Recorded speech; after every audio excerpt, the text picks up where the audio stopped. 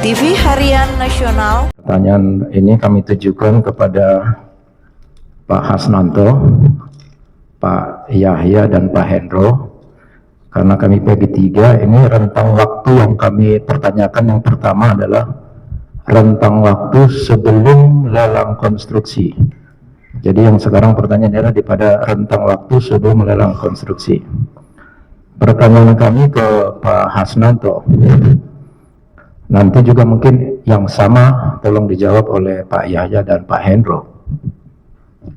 Di dalam BAP daripada beberapa saksi sebelumnya, dari Bu Kakak, ada Pak Budi atau Pak Sahrul Roji ya, pernah dilakukan pertemuan antara Waskita Akset dengan mengundang LAPI, dalam hal ini Tony Budianto Sihite, dan mengundang juga Bu Kakak. Ini di periode antara September sampai Desember, tepatnya di dalam BAP itu sekitar 21 November 2016. Pertanyaan saya kepada Pak Hasnanto, Bapak ingat gak siapa yang mengundang pertemuan-pertemuan di kantor Waskita Cawang tersebut? Saya kurang ingat Pak Tony, karena pada waktu itu saya diajak oleh pimpinan saya Pak Jeffrey, jadi saya tidak ingat persis yang mengundang siapa itu. Apakah Pak Hasnanto kenal yang namanya Saudara Anang dari Waskita? Kenal. Kenal. Apakah Bapak pernah diundang langsung oleh Waskita, dalam hal ini Pak Anang, di dalam pertemuan tersebut? Kalau undangan langsung saya kurang ingat, tapi kalau ada forum-forum resmi biasanya lewat pimpinan saya, Pak. Oke. Terima kasih. Yang mau saya tanyakan, undangan pertemuan pada rentang waktu sebelum tender lelang konstruksi itu dalam rangka mempersiapkan dokumen teknis ataupun persiapan teknis untuk lelang, ataukah dalam rangka merubah spesifikasi khusus yang dikeluarkan oleh JJC? Yang saya tahu untuk persiapan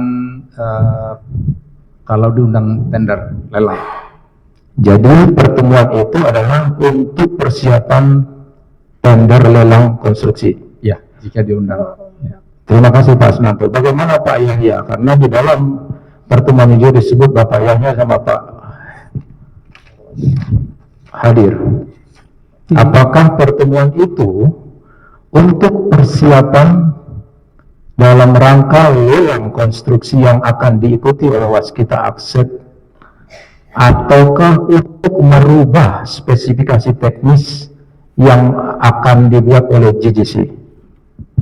Ya, izin. Kalau periode yang Pak Tony tadi tanyakan, itu November 2016, seperti di BAP saya tuliskan itu ada namanya Pak Anang.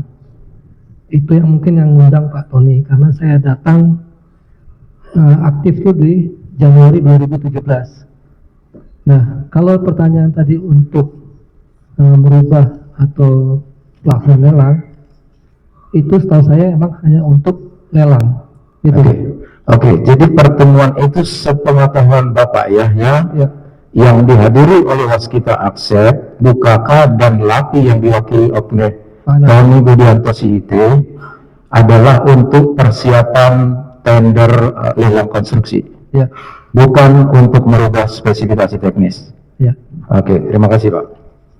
Mungkin sekarang saya masuk kepada rentang pada saat lelang konstruksi itu dilakukan, yaitu di Januari sampai Februari 2017.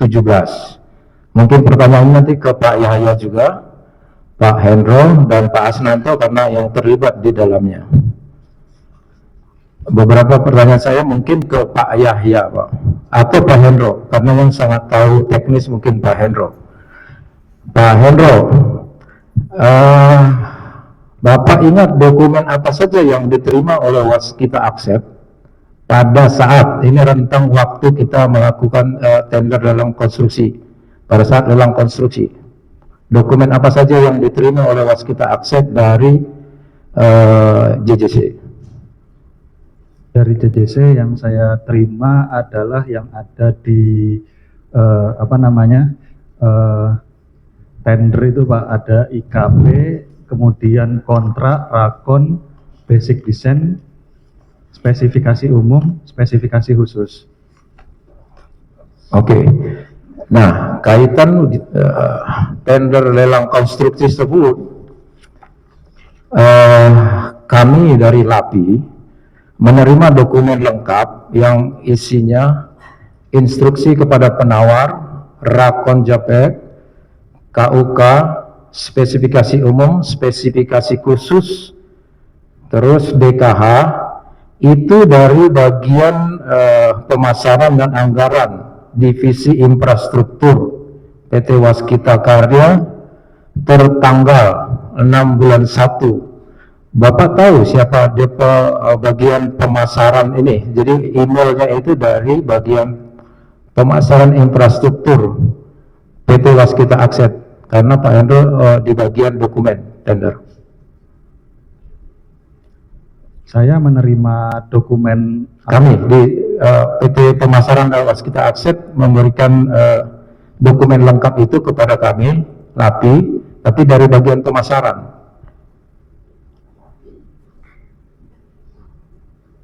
Nggak ingat? tidak ingat. Tidak ingat. Tapi ini ada bagian pemasaran daripada PT Waskita Akset ya? Memang ada. PT Waskita ini, PT Waskita. Ya, ini kami terima tanggal 6 bulan 1 2017. Jadi kami terima dokumen tender itu adalah memang pada saat pada saat rentang waktu tender lelang investasi lelang konstruksi itu dilaksanakan. Pertanyaan selanjutnya, Pak Hendro kan mewakili bagian teknis ya sama dokumen kontrak ya. Nah, apakah saudara pernah membaca di dalam instruksi kepada penawar halaman 8 bagian poin 5 bagian A bahwa disebutkan RTA yang dibuat itu minimal memiliki kekuatan yang sama dengan kriteria desain. Apakah Bapak masih ingat? Tidak ingat. Tidak ingat. Oke. Apakah Bapak juga tahu bahwa di dokumen tender lelang konstruksi yang dikeluarkan oleh JJC itu ada confuse ataupun kebingungan dokumen? Karena pertama, di dalam spesifikasi umum, mutu beton slab yang disyaratkan adalah mutunya 30. Tetapi di dalam dokumen spesifikasi khusus, mutunya itu 41,5. Bapak pernah tahu atau pernah ingat atau sepengetahuan Bapak seperti apa? Tidak ingat Bapak. Tidak ingat. Untuk yang melakukan atau yang membuat penawaran harga, daftar dan kuantitas, Pak Hendro tahu siapa pada lelang konstruksi? Dalam hal ini anggaran PT Waskita Karya. PT Waskita Karya. Bapak ikut? Saya tidak dalam penawaran tersebut, saya hanya membuat metode konstruksi. Metode konstruksi. Yang membuat siapa Pak? Tim di bawah tim anggaran ada. Apakah Pak Wahyudin? Pak Wahyudin dan Pak Ujang. Yang membuat daftar kuantitas harga ya? Oke, kalau gitu pertanyaan kami ke Pak Wahyudin. Pak Wahyudin melanjutkan tadi ada kebingungan karena apa? Dokumen dari JJC ini ada 2 mutu beton yang dipersyaratkan. Pertama itu adalah di dalam spesifikasi umum, dokumen itu menyatakan mutu slab itu 30. Tetapi di dalam spesifikasi khusus mutu betonnya 41,5.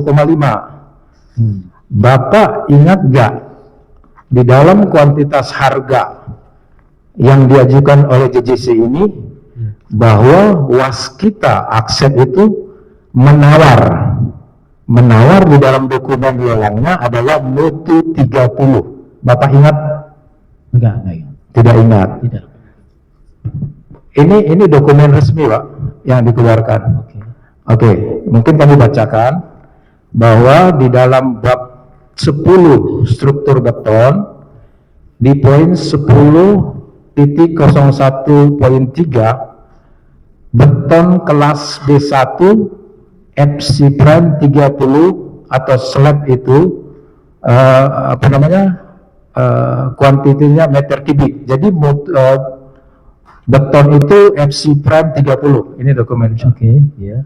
Berarti Bapak menurut Izin majelis sudah dijawab tadi, tidak ingat, jangan dipaksakan. Itu tadi sudah dijawab. Terima kasih. Kami lanjut, mungkin yang mulia mohon izin untuk sekarang rentang waktu setelah menang lelang. Setelah menang lelang, mungkin ini pertanyaan adalah ke Pak Yahya, Rojak, Hendro ataupun Pak Susilo, karena ini yang melaksanakan di lapangan nanti mungkin bisa menjawab apa yang kami tanyakan. Kepada Pak Yahya atau Pak Susilo yang dari awal ikut, apakah Bapak tahu dasar hukum flowchart ataupun bagan alir daripada proses perencanaan yang dilakukan dalam konteks design and build yang kita lakukan yang dilakukan di dalam proyek? Bapak tahu dasar hukum flowchartnya? Pak Yaya? Dasar hukum flowchart pada saat PCM mungkin itu barangnya. Pada dasar hukum gimana? Mungkin kami bacakan ya. Dasar hukum flowchart kenapa desain itu harus dilakukan parsial. Ini adalah surat dari Kementerian Pekerjaan Umum dan Perumahan Rakyat, dalam hal ini Badan Pengatur Jalan Tol Jakarta 11 April 2017 yang ditandatangani oleh Kepala BPJT Bapak Heri Trisaputra Juma. Di dalam surat ini sudah dibuat bahkan alur standar daripada pelaksanaan design and build. Mungkin kami bacakan yang bagian pentingnya, bahwa 1. Persetujuan dokumen rencana teknik akhir ataupun RTA secara parsial ataupun bertahap dibuat oleh konsorsium kontraktor dan konsultan, dalam hal ini perencana desain and build. Jadi yang membuat itu secara parsial oleh kontraktor dan konsultan. Dokumen ini secara parsial diberikan menurut flowchart ini kepada untuk diperiksa dan disetujui RTA oleh Independent Proof Checker Engineer atau MK dan BUJT. Bapak pernah tahu dokumen ini, Pak? Jadi apa yang dilaksanakan di lapangan itu sesuai dengan flowchart ataupun dasar hukum yang dilakukan oleh BPJT. Nah, di dalam dokumen ini juga disampaikan kapan mulai pelaksanaan konstruksi itu bisa dilakukan. Di dalam dokumen ini, flowchart ini dinyatakan bila pemeriksaan dan persetujuan RTA oleh Independent Proof Check itu BPJT sudah disetujui, maka pekerjaan itu sudah bisa dilaksanakan. Walaupun kalau lihat dari flowchart ini, penyampaian RTA parsial itu masih dalam proses di BUJT, di BPJT. Jadi ini flowchartnya ini adalah dasar hukumnya. Ini dasar hukumnya kenapa RTA itu dilakukan parsial. Jadi persetujuan BPJT belum keluar, tetapi pelaksanaan konstruksi di lapangan boleh dilakukan. Mungkin itu yang pertama. TV Harian Nasional.